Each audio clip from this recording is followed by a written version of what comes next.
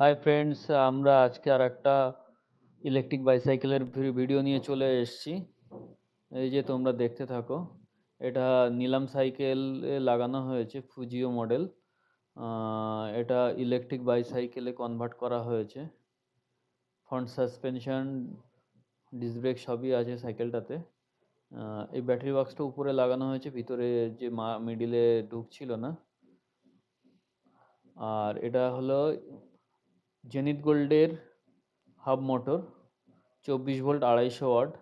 Pedal sensor লাগানো হয়েছে। অনেক দোকানদার হলো প্যাডেল সেন্সার দেয় না, ঠিক আছে। আর এটা হলো চার্জিং পয়েন্ট, দেখুন।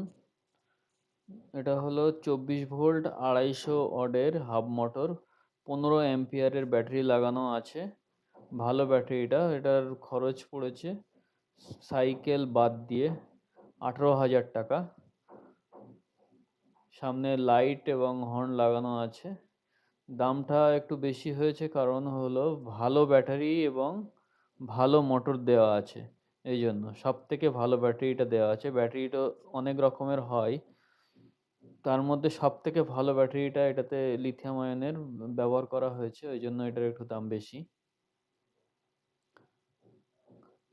এই যে তোমরা দেখতে থাকো।